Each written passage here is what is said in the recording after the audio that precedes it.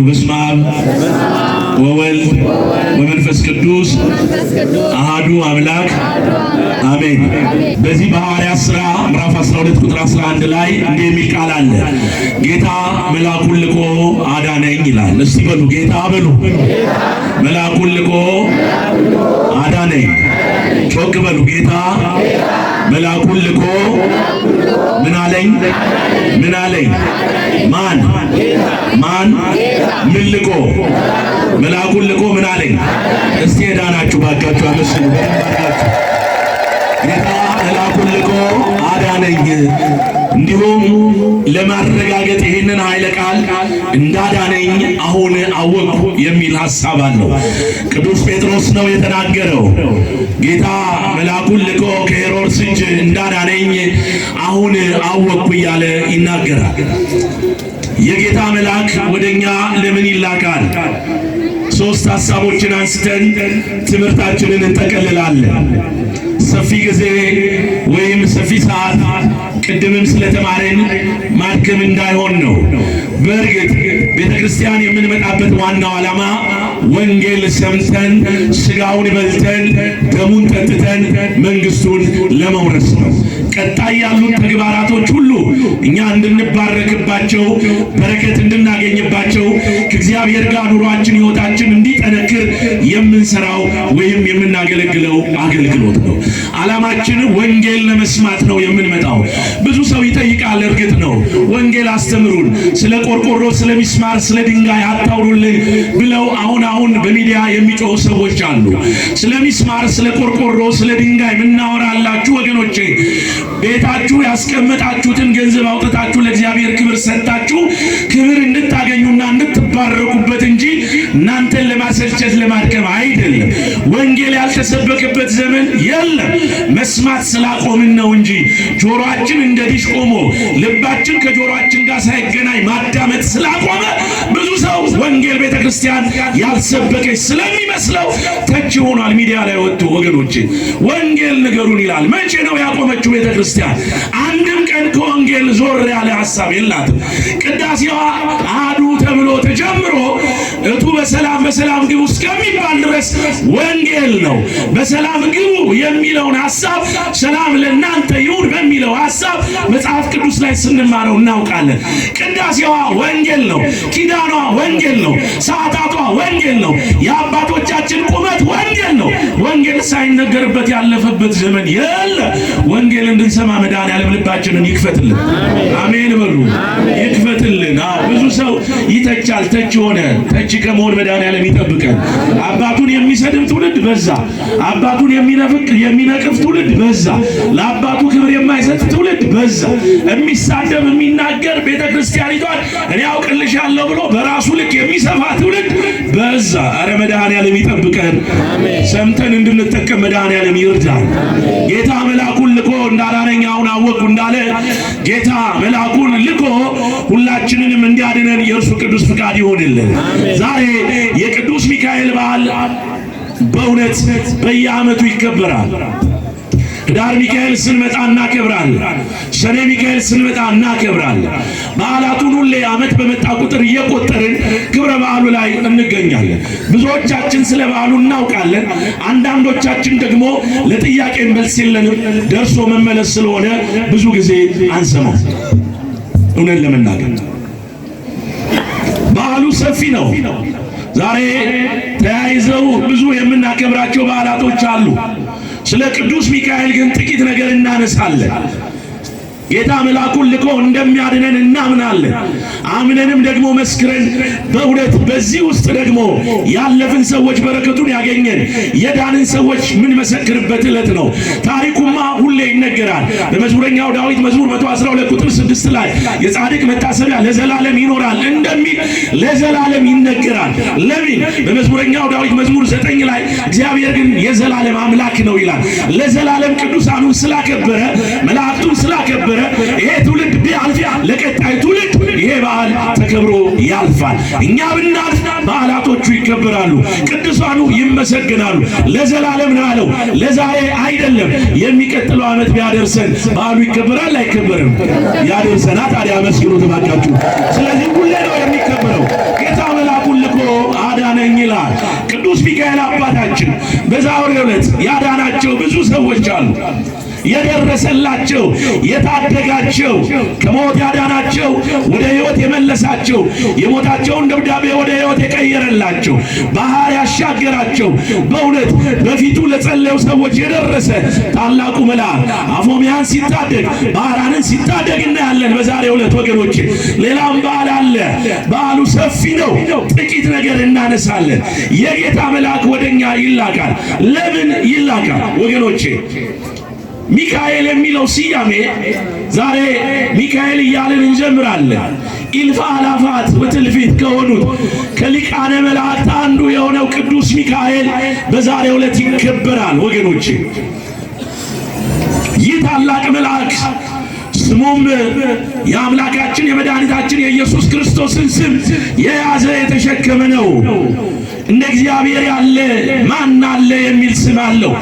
በመጽሐፍ ቅዱስ ይህንን አስረግጦ ሲነግረን በዚህ በኦሪት ዘዳግም ምዕራፍ 33 ቁጥር 26 ላይ እንደ እግዚአብሔር ያለ ማን አለ ይላል። እስቲ በሉ እንደ እግዚአብሔር ያለ ማን አለ?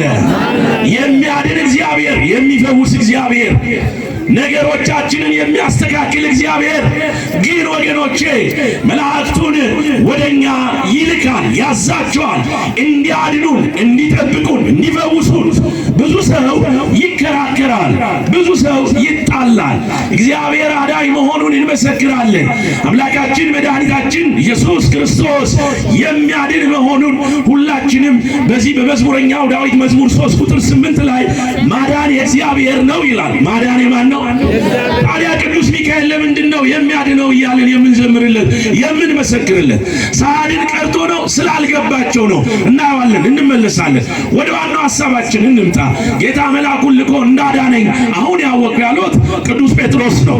ይህንን ታሪክ ልተርክላቸው አይደለም፣ ግን ቅዱስ ጴጥሮስን በወይን ቤት ስላዳነው ቅዱስ ጴጥሮስን በወይን ቤት ሆኖ እነሆ የመዝጊያውን በር ስለከፈተለት፣ ሰንሰለቱን ስለበጠሰለት፣ እንዲሁም ደግሞ የወይኒውን ጨለማ በብርሃን ስለተካለት ጌታ መልአኩን ልኮ እንዳዳነው ወደ ልቡ ሲመለስ አወቀ፣ ተረዳ፣ መሰከረ። ጌታ መልአኩን ልኮ አዳነኛለሁ፣ እኛንም ሁላችንንም ያድነን። የጌታ መልአክ ወደኛ ለምንድን ነው የሚላኩት? የመጀመሪያው እየሰማችሁ ነው፣ እየሰማችሁ ነው። ጸሎታችንን መድኃኔዓለም ይስማን። አሜን በሉ። የሰው ልጆችን ለመጠበቅ እስቲ በሉ፣ የሰው ልጆችን በሉ። ምን ለማለት? እኛን ለመጠበቅ ነው ወገኖቼ። እኛ እንድንጠበቅ ቅዱሳን መላእክት ከቀኝም ከግራም ሆነው ይጠብቁናል። ጠባቂ መላእክት አለን እንድንጠበቅ፣ በምድራዊ ሰራዊት እንድንጠበቅ አይደለም። መሳሪያ በታጠቁ ታንክ በያዙ ሰዎች እንድንጠበቅ አይደለም። እግዚአብሔርን ላመነ እግዚአብሔርን አምኖ ለወጣ በመላእክቱ እንዲጠበቅ እግዚአብሔር አምላክ ፍቃድ ሰጥቷቸዋል ወገኖቼ። ተመልከቱ በመዝሙረኛው ዳዊት መዝሙር 90 ቁጥር 11 ላይ እንዲህ የሚል ቃል አለ። በመንገድ ሁሉ ይጠብቁ ዘንድ መላእክቱን ስላንተ ያዛቸዋል። እስቲ በሉ በመንገድ ሁሉ በሉ ይጠብቁ ዘንድ ምን ይሉ ዘንድ? ኧረ ጮክ በሉ ምን ይሉ ዘንድ? ይጠብቁ ዘንድ በመንገድ ሁሉ ይጠብቁ ዘንድ። ወገኖቼ እንዲጠብቁን ነው መላእክቱን ስላንተ ያዛቸዋል። አዎ እግርህ በድንጋይ እንዳትሰናከል በእጁ ያነሳሃል ይላል ቅዱስ ሚካኤል። ሁላችንንም ያንሳል፣ በመንገዳችን ይቆምልን፣ ይጠብቀን፣ ይለፍልን። ወገኖቼ ስላንተ፣ ስለኔ፣ ስላንቺ፣ ስለናንተ ቅዱስ ሚካኤል በመንገዳችን እንዲጠብቀን ይታዘዛል። ወገኖቼ የጌታ መልአክ እንዲጠብቁን ይታዘዙልናል። ምን እንዲሉ? ኧረ ንገሩኝ፣ ምን እንዲሉ? እንዲጠብቁን። የመጀመሪያ ሊጠብቁን ነው ወገኖቼ።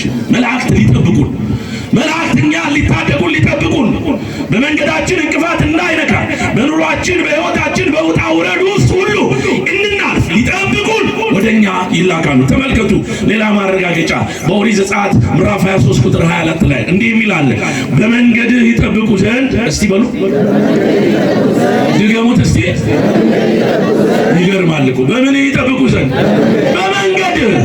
በመንገድህ ይጠብቁ ዘንድ ወደ አዘጋጀሁልህ ስፍራ ያስገቡ ዘንድ እነሆ እኔ መልአኬን በፊትህ እሰዳለሁ አለ። መልአኬን በምን እሰዳለሁ?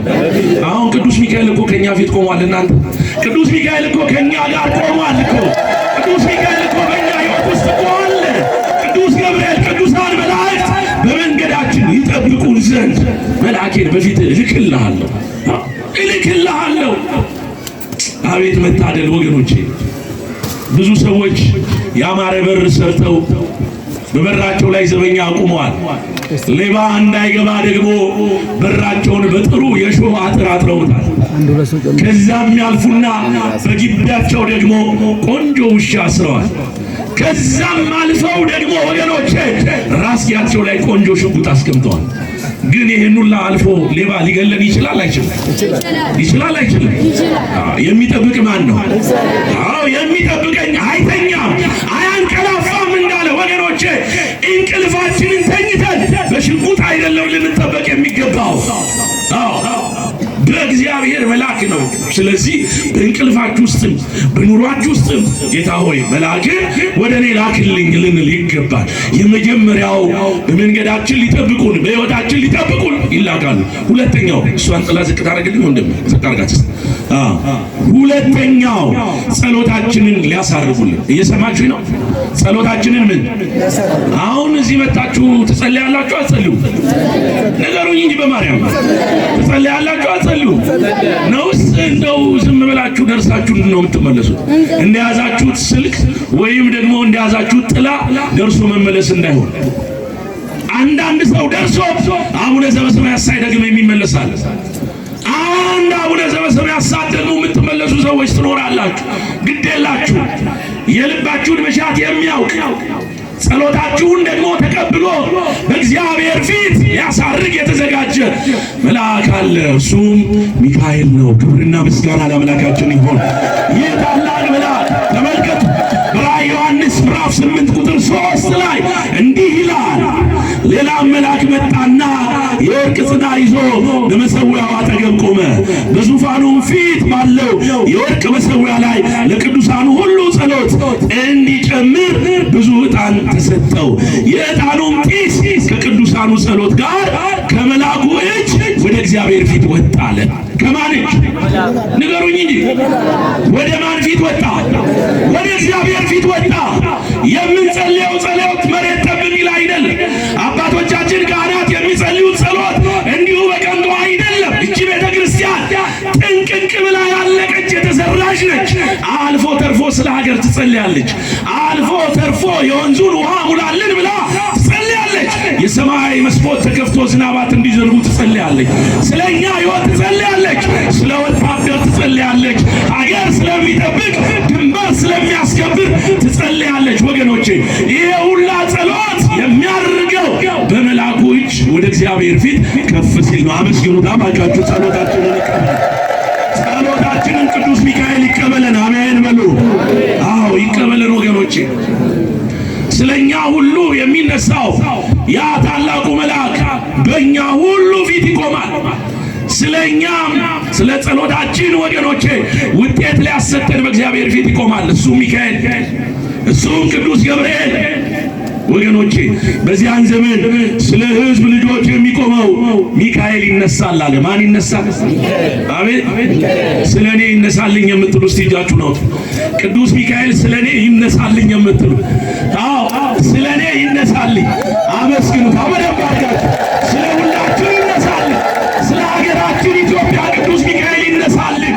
ስለ ሕዝቦቻችን ቅዱስ ሚካኤል ይነሳልን።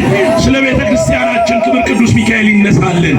በትንቢተ ዳንኤል ምዕራፍ 12 ቁጥር 1 ላይ ስለ ሁላችን ወገኖቼ ስለ ሕዝብ ልጆች የሚቆመው እሱ ቅዱስ ሚካኤል ነው። ይነሳል። ጸሎታችንን ያሳርጋል ወገኖች። ሶስተኛና የመጨረሻ ትምህርቴን ላብቃ ሰዓት ስለሌለን፣ የመጨረሻ ወገኖቼ ከክፉ ነገር ሊጠብቀን የጌታ መልአክ ወደኛ ይላካል። እየሰማችሁ ነው? ከምን ሊጠብቀን? አረ ነገሩ ከክፉ ነገር ሊጠብቀን። ብዙዎች ከዚህ ቤት ወጥተው የተሳሳቱት በዚህ ነው። የሚያድን እግዚአብሔር ነው፣ መላእክቱ ምን ያደርጋሉ ይላሉ። ምንድነው ቅዱስ ገብርኤል የምትሉት ቅዱስ ሚካኤል የምትጠሩት እናንተ? በዓመት እንዲጠብቃችሁ ታቦት አውጥታችሁ ሰው ስራ የምታስፈቱት ለምንድን ነው ይላሉ። አለመታደል። እኛ መቼ አጣነው? መቼ አላወቅነው? አውቀነዋል እኮ የሚያድን እግዚአብሔር መሆኑን ቅድም በነገርኳችሁ በመዝሙረኛው ዳዊት መዝሙር 3 ላይ ነው ቁጥር 8 ላይ ማዳን የእግዚአብሔር ነው ይላል። እየሰማችሁኝ ነው? ማዳን የማን ነው? ለዚህ እችን ሐሳብ አንስተው ነው ብዙዎች ታዲያ የሚያድናችሁ እርሱ ከሆነ ምንድን ነው ሚካኤል ገብርኤል የምትሉት እያሉ ይናገራሉ ብዙዎች። እኛ ግን ወገኖቼ እንደሚያድኑን ከክፉ ነገር እንደሚጠብቁን እናምናለን። አዎ ማዳን የባህሪው ነው። የመላእክቱ ማዳን ደግሞ ወገኖቼ የጸጋ ነው፣ ስጦታ ነው። እንዲያድኑ ማን ሰጣቸው ስጦታ? ንገሩኝ፣ ማን ሰጣቸው? እግዚአብሔር እንዲያድኑ ስጦታ ሰጥቷቸዋል። የማዳን ስጦታ ተሰጥቷቸዋል። ተመልከቱ እስቲ አንድ ጥቅስ ልንገራችሁ። በዚህ በመዝሙረኛው ዳዊት መዝሙር 33 ቁጥር 7 ላይ የእግዚአብሔር መልአክ በሚፈሩት ሰዎች ዙሪያ ይሰፍናል፣ እንዲሁም ያድናቸዋል። ምን ይላቸዋል? በማርያም ንገሩኝ፣ ምን ይላቸዋል? ምን ይላቸዋል? ይህንን የማዳን ስጦታ የሰጣቸው ማን ነው? አመስግኑታ ታዲያ ከፍ አድርጋችሁ። በሰዎች ዙሪያ ይሰፍናል፣ ያድናቸዋል። እኛ ቅዱስ ሚካኤል አድነን ብለን የምንጮኸው ለዚህ ነው። ቅዱስ ሚካኤል ያድናል አያድንም? ቅዱስ ገብርኤል ያድናል አያድንም? ፉከራ አይደለም፣ ያድናቸዋል ተብለናል። ክብርና ምስጋና ለአምላካችን። ያድናቸዋል። ለዚህ ነው ቅዱስ ሚካኤል ብለን አድነን የምንለው ወገኖቼ። አድነን እባክህን አድነን እያለን የምንጠራው። አንድ የመጨረሻ ጥቅስ ልንገራችሁ። የትምህርት መጠቅለያ ነው። በኦሪት ዘፍጥረት ላይ ምዕራፍ 48 ቁጥር 16 ላይ ተመልከቱ። አባታችን ያዕቆብ ልጁን ዮሴፍን ልጆቹን አምጥቶ ሊባርክለት ዘንድ አዘዘው። እንዲጸልይለት እንዲባርክለት ጥራ አለ። እንዲህ አለ ያዕቆብ አባታችን ሲናገር ከክፉ ነገር ያዳነኝን በሉ እስቲ ድገሙት በማርያም የእግዚአብሔር መልአክ ልጆችን ይባርክልህ። ምን ይበልልህ? አይገርምም? ከክፉ ነገር ያዳነኝ የእግዚአብሔር መልአክ ልጆችን ይባርክልህ። እንዲያድኑን ነው መላእክቱ የሚላኩልን። ከክፉ ነገር ያዳነኝ መልአክ አለ። አሁንም ልጆችህን ይሄ ከክፉ ያወጣኝ መልአክ በመንገዴ የጠበቀኝ መንገዴን ያስተካከለ ቅዱስ ሚካኤል ያንተንም ልጆች ይባርክ። ልጆቻችሁን ይባርክላችሁ። ሕይወታችሁን፣ ቤታችሁን ይባርክላችሁ ወገኖቼ። ስለዚህ ዛሬ የምናመሰግነው እልል የምንለው የምናጨበጭበው እንዲህ በከንቱ አይደለም። አይገርማችሁ? እኔ በጣም የሚገርመኝ የመጽሐፍ ቅዱስ ጥቅስ አለ። በዚህ በራዕየ ዮሐንስ ምዕራፍ 18 ቁጥር 1 ላይ እንዲህ የሚል ቃል አለ። ታላቅ ስልጣን ያለው መልአክ ከሰማይ ሲወርድ አየሁ። እየሰማችሁኝ ነው? ታላቅ ምን ያለው? ታላቅ ምን ያለው? ስልጣን፣ ታላቅ ስልጣን ያለው መልአክ ከሰማይ ሲወርድ አየሁ። ከክብሩ የተነሳ አለ ምድር በራች አለ። ምን በራች? አቤት! ምን በራች? ከምኑ የተነሳ? አይገርምም? ክብራቸው ብርሃን አለው። ቅዱስ ጴጥሮስ ለዚህ ነው በጨለማ ቤት ውስጥ ሆኖ የጌታ መልአክ ሲመጣ ብርሃን ሆነለት። ስለዚህ የጌታ መልአክ ሲወርድ አየሁ፣ ከክብሩ የተነሳ ምድር በራች አለ። አመስግኑት እስቲ ባካችሁ። ዛሬ የተዋሕዶ ልጆች ኦርቶዶክሳውያን ወገኖቼ ዛሬ ለመልአኩ ለቅዱስ ሚካኤል ክብር ጧፍ ብናበራ ምንድን ነው የሚደንቀው? ለክብሩ ሻማ ብንለኩስ ምንድን ነው የሚደንቀው? ሻማ ታበራላችሁ ብለው የሚያሾፉ ብዙዎች የሉ? ብዙዎች የሚያላግጡብን የሉም ወገኖቼ? ከክብሩ የተነሳ ምድር ከበራችለት የኔና የእናንተ ጧፍና ሻማ ታዲያ ለቅዱስ ሚካኤል ምንድን ነው ታዲያ? ክብሩን አያችሁ? ይሄን ክብር የያዘውን መልአክ ነው ዛሬ እንዲህ በምስጋና እልል እያለን እያጨበጨብን የምናከብረው ወገኖች። ከክብሩ የተነሳ ምድር በራች። ስለዚህ ጌታ መልአኩን ልኮ አዳነኝ እንዳለ እኛንም እንዲያድነን እንዲፈውሰን በእውነት እንጠይቃለን። በመንገድ ሁሉ ይጠብቁ ዘንድ እንደተባለ ዛሬ ባህራንን እናስባለን። ይሄንን ብቻ ልናገርና ልውረድ። ባህራንን እናስባለን። ባህራንን ሁልጊዜ ከቅዱስ ሚካኤል በአልጋ ሲነሳ እንሰማለን። ሁለት ምስኪን የሆኑ ባልና ሚስቶች በአንድ ስፍራ ይኖሩ ነበር። እነሱም በሚኖሩበት ስፍራ አንድ ባለጸጋ እጅግ ሀብታም የተባለ እነሆ ባለጸግነቱ ደግሞ ከትዕቢት ጋር የሆነ የሚመጻደቅ አንድ ሰው በዛው ስፍራ ላይ እናያለን። እነዚህ ሁለት ሰዎች ልጅ አልነበራቸው። እየሰማችሁ ነው አይደል? ጸሎታችሁን መድኃኔዓለም ይስማችሁ። 2 ደቂቃ ነው ጨርሻለሁ። በዚህ ጊዜ እነሆ የባህራን እናት ቅዱስ ሚካኤልን አብዝታ ትወዳለች። ባለቤቷም እንዲሁ ይዘክሩታል፣ ያስቡታል። ወገኖቼ ባጠገባቸው የነበረ ይሄ ደግሞ ባለጸጋ እግዚአብሔርንም አያውቅም፣ ከእግዚአብሔር የራቀ ነው። ወገኖቼ ገንዘብ ቢኖራችሁ እግዚአብሔር ከሌለበት ገንዘባችሁ አይባረክም። ጤነኛ መስላችሁ መውጣት መግባታችሁ በራሳችሁ የሚመስላችሁ ሰዎች ካላችሁ ተሳስታችኋል። እግዚአብሔር የሌለበት ሕይወት ባዶ ነው። ገንዘብ ብቻውን፣ መኪና ብቻውን፣ እነሆ ያማረ ቪላ ቤት ብቻውን ከንቱ ነው፣ ዋጋ የለውም። ዱባይ ሄዳችሁ ብትዝናኑ፣ አሜሪካን ሀገር ለቫኬሽን ብትሄዱ እግዚአብሔር የሌለበት ባዶ ነው፣ ባዶ ነው። ብዙ ሰው እግዚአብሔርን ረስቶ እግዚአብሔር መኖሩን ትቶ የሚኖር ሰው አለ ወገኖች። ገንዘብ ብቻ አምልኮ ከገንዘብ ጋር የሚኖር በገንዘቡ የሚመጻደቅ ልቡን የቆለፈ እግዚአብሔር እንዳይገባ በራዕየ ዮሐንስ ምዕራፍ 3 ላይ በበሬ ቆሜ አንኳኳለሁ ማንም ቢከፍትልኝ ከእርሱ ጋር ራት እበላለሁ አለ። ባለደራሲው ይሄንን ሲተረጉሞ ምን አለ? ጌታ ሆይ አንተ በር ላይ ቆመ ስታንኳኳ በር የሚከፍትል ጠፋ፣ እባክህን ልባችንን ስበርና ጌታ ሆይ አድነን ይለዋል።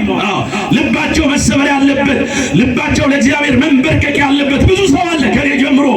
ጣዖት የሆነብን ባለጸግነት ብዙዎች ልንኖር እንችላለን። እግዚአብሔርን አስገቡ። ስትሮጡ እግዚአብሔር አብሯችሁ ይቅደምላችሁ ወገኖች። የምትበሉት የምትጠጡት ነገር ላይ እግዚአብሔር እንዲነግስ በቤታችሁ እግዚአብሔርን አስገቡ። እነዚህ ሁለት ሰዎች በእውነት በድህነት ይታወቃሉ።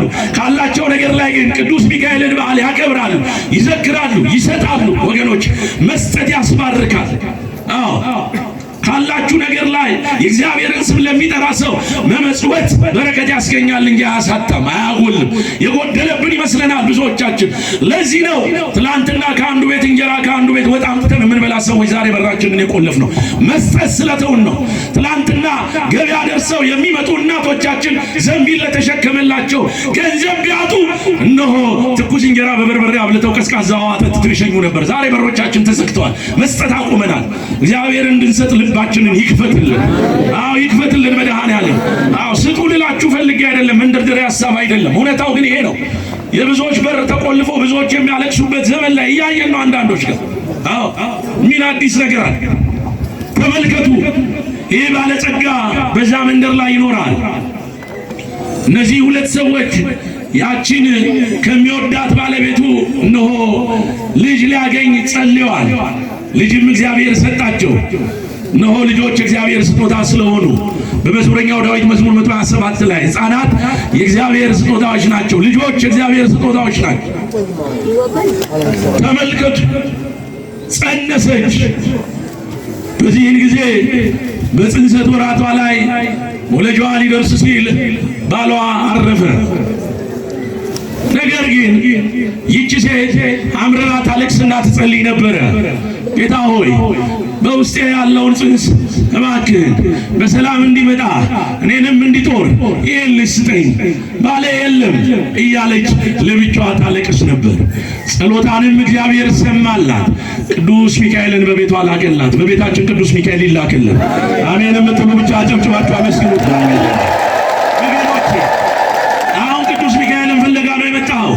የመጣ ነው ቅዱስ ሚካኤልን ፍለጋ ነው። እናቴ የመጣሽው ቅዱስ ሚካኤልን ፍለጋ ነው። እህቴ የመጣው ቅዱስ ሚካኤልን ሁላችንም ፈልገን ነው። ጉርለት ስላለብን ጉርለታችን እንዲሞላ ነው። ጠየቀች፣ ሰማት ድምጿን። አንቺ ሴት አትዘኝ፣ የሚወለደው ሕፃን ለአንቺም የሚጠቅምሽ ይሆናል።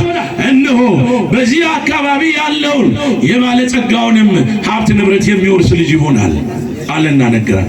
በዚህን ጊዜ ይህንን ቃል እቺ ሴት እየሰማች ያ ሰው ልቡ ተከፍቶለት ይህንን ድምፅ ሰምቶ ነበረ። በጣም ደነገጠ፣ ተናደደ። እንዴ ሀብት ንብረቴ ሊወረስ የኔ የሆነው ነገር ሁላ ሊወሰድ ብሎ ምቀኝነት ጀመረ። ይሄ የሚወለደውንም ሕፃን ለመግደል ተዘጋጀ። ይሄ ሰው ወገኖች እስኪወለድ ድረስ ይጠብቀው ነበር።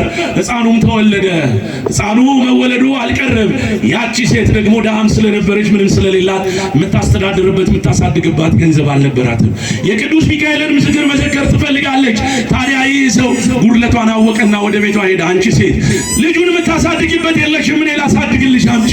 ነገር ግን ልጁን ስወስድ አሳድገዋለሁ፣ ለአንቺ የሚሆን ደግሞ ወርቅ ሰጥሻለሁ ብሎ ወርቅ ሰጣት። የሚካኤልንም ዝክር ልዘክር እቺ ሴት ተስማማች። ወገኖች ልጇን ሰጠችው።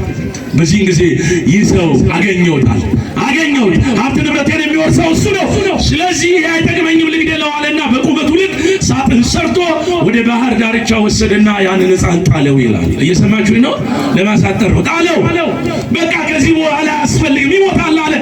ጣለው። ወደ ቤቱ ተመለሰ። ያም ሕፃን በባህሩ ላይ በሳጥን ሆኖ እየተንሳፈፈ ወደ ባህር ዳርቻ ላይ ተጠጋ።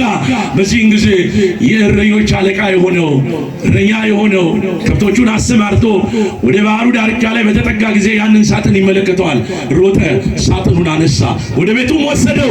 ብር አገኘው፣ ወርቅ አገኘው ብሎ ጓግቶ ነበር።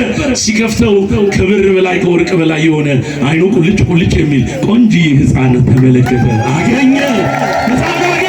ወገኖች ይህንን ሕፃን ወሰደ፣ ማሳደግ ጀመረ። ከባህር ላይ ስላገኘው ስም አወጣለት፣ ባህራን አለው። ከባህር የተገኘ እስቲ አመስግኑ ባካችሁ። ወደ ከባህር የተገኘ ባህራን ተመልከቱ። በዚህን ጊዜ ያ የጣለው አሳድጋለሁ ያለው ሰው ነጋዴ ነበርና ከአንድ ስፍራ ወደ አንድ ስፍራ ሲሄድ አንድ ቀን መሸት ይልበትና ከነ ባህራን ቤት ጎራ ይላል። አሳድሩኝ እባካችሁ መሽቶ ነው፣ ኧረ ግባ ተቀመጥ፣ ብላ ጠጣ። በዚህን ጊዜ ባህራንን ያሳደገ የባህራን አባት የሆነው ባህራን እያለ እየጠራው ሲልከው አቤት አባቴ ወዴት እያለ እየተላላከ ቤት ውስጥ ይሯሯጥ ነበር። ይህ ሰው ስሙ እንግዳ ሆነለት። ምንድን ብለህ ነው የምትጠራው? ባህራን። ለምን ባህራን አልከው? ከባህር ላይ አግኝቸው ነው። በሳጥን ውስጥ ወድቆ ከባህር አግኝቼ አሳደግኩት። አሁን ደነገጠ። እንዴ እኔ በሳጥን የጣልኩት ሕፃን ልጅ አልሞተም ማለት ነው። ስለዚህ አለ ጉድጓድ ልቆፍር አለ። ጉድጓድ መቆፈር ጀመረ። አሰበ ወደ ቤት ልከውና ቤት ሲሄድ ግደሉት የሚል ደብዳቤ ይሰጣለሁ አለ። እዚህን ጊዜ ያን ሰው ጠራው። አንተ ሰው፣ አቤት፣ ፍቃድ ከሆነ ልጅህን ልልከው ነው፣ ላከው፣ ምን ችግር አለው? በል እንግዲህ እኔ ደብዳቤ ጽፌ እልካለሁ፣ ሄደህ አደርሳለሁ። እሺ አለ። ታሰሰ። ሲመጣ አለ ድምጾች በረከቱ። ምን ነው ሰላም ነው እንደምን አላችሁ? ሲመጣ ግደሉት የሚል ነበር። ግደሉትና አርቃችሁ ቅበሩት ነበረ። ደብዳቤ ይዞ ሄደ ወደዛ ሰው ቤት። በመንገዱ ወገኖቼ፣ አቤት፣ በመንገድ ይጠብቁ ዘንድ መልአኬን በፊት እልካለሁ። አቤት አቤት፣ ጌታ መልአኩን ልኮ እንዳዳነኝ ደግሞ ሊመሰክር ነው። ወገኖቼ ተመልከቱ፣ ያንን ደብዳቤ እንዲሰጠው አረጋዊ መስሎ መልአኩ ቅዱስ ሚካኤል ቀረበው። አንተ ልጅ ወዴት ነህ? ተልኬ ነው። ያስከው ምንድን ነው? ደብዳቤ ነው፣ መልእክት ነው። አምጣ። አልሰጥም። ታማኝ ነው። ስንቶቻችን እንታመን ይሆን? ለሚስቱ የማይታመን በስቷል። ለእናት አባቱ የማይታመን በስቷል። ሀገሩን የሚከዳ በስቷል። የማይታመን በስቷል። እንድንታመን እግዚአብሔር ይርዳን። አሜን በሉ። ለቤተ ክርስቲያን አገልግሎት የማይታመን በስቷል። እንድንታመን እግዚአብሔር ይርዳን፣ ይፍቀድልናል። ታመነ፣ አልሰጥህም። ኧረ አምጣ እባክህ። አልሰጥህም በፍጹም። እንግዲያውስ አልሰጥህም ካልክ መንገድ የተቃና ይሁን አለው። ግን እንደዛ ሲለው ወገኖቼ በእጁ ያዘው ደብዳቤ ላይ ከፍ ብሎ የባህራንን ደብዳቤ ይገደል የሚለውን ደብዳቤ ቀደደው። ቅዱስ ሚካኤል ገለበጠው።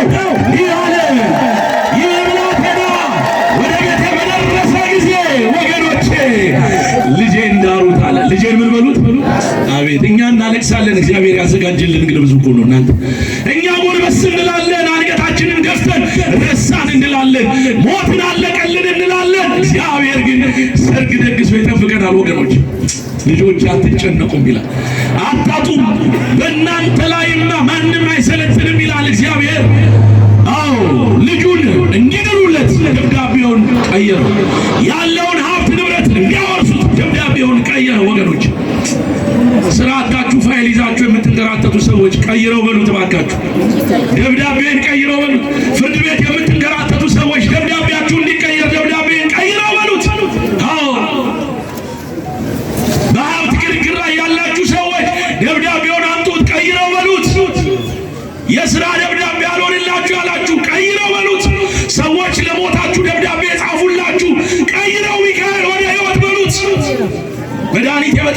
ያደረጉባችሁ፣ መርዝ ያደረጉባችሁ፣ በቤታችሁ በስራችሁ ሕይወታችሁ እንዳይስተካከል ያደረገው ቀይሩት ሚካኤል በሉ። ቀይር ሚካኤል፣ ታሪኬን ቀይረው በሉ። እስቲ ጮክ ብላችሁ አሜን። ይገቡት ይቀይረው የኛ ሚካኤል። ወደ ቤታችሁ ስትሄዱ አመስግኑት። ታሪክ ይቀይራል፣ ይገለበጣል። ወገኖች ቆፈረ ጉድጓድ፣ በቆፈረ ጉድጓድ መቀበሩ አይቀርም። ጠላትም ቢሆን ያ ብላቴና ወደ ቤት ሄደ። ቅዱስ ሚካኤል ረዳው፣ አገዘው፣ በመንገዱ አለፈለት። ቅዱስ ሚካኤል አረ ቅዱስ ሚካኤል በመንገድ ይለፍላችሁ፣ መንገድ ልቀቁለት እባካችሁ። ብዙዎቻችን እኮ መንገድ ዘግተናል፣ ስራውን እንዳይሰራ ዘግተንበታል። እኔ አውቃለሁ ብለን ተጨንቀናል። ባህራን ደረሰ፣ ተዳረ፣ ሀብት ንብረት ወረሰ። ወገኖች ያወርሳል እግዚአብሔር። ያም ሰው ትእዛዙ ተላልፏል ብሎ ወደ ቤቱ ሲመለስ ወገኖቼ በፈረስ ላይ ሆኖ እነሆ ከግቢው ድምፅ ይሰማል፣ የደስታ ድምፅ ይጨፈራል፣ እልል ይባላል። ምንድነው አለ። እንዴ ንጉሡ አልሰማህም? ምን እሰማለሁ እንዴ? አንተ በላከው መልእክት እኮ ነገሩ ተከናው። ምን ላኩኝ እንዴ? አንድ ብላቴና መጣ፣ ልጄ እንዳሉት አልክ፣ ሀብት ንብረቴን ስጡት አልክ። ይሄንን እኮ አደረግን፣ አከናወን። ደነገጠ፣ ከተቀመጠበት ፈረስ ላይ ወደቀ፣ ሞተ። ወገኖቼ አዎ የእኛን ሞት የሚጠባበቁ ሰዎች እነሱ ይቀድሙናል። የእኛን ሕይወት እግዚአብሔር ይጠብቃል። የባህራንን ሕይወት እንደቀየረ የእኛንም ይቀይርልን። ጌታ መልአኩን ልኮ እንዳዳነኝ አሁን ምን አልኩኝ? ያወቃችሁ በልታ በጭብጨባ መስሉ ባካችሁ። ያስተማረን የመከረን የአባቶቻችን አምላክ ቅዱስ እግዚአብሔር ስሙ ለዘላለም የተመሰገነ ይሁን። የባህራንን ሕይወት የቀየረ የእኛንም ሕይወት ይቀይርልን። አፎምያን የረዳ እኛንም ይርዳን። እንደ አፎምያ አምነን ጥላት ዲያብሎስን ተናንቀን እንድንጥል እግዚአብሔር ጉልበት ይሁነን። በቅዱስ ሚካኤል ስዕል እንደረታችሁ እኛም ስዕሉ ፊት ቆመን ጸሎታችን እንዲሰማልን የእርሱ ቅዱስ ፈቃድ ይሁንልን።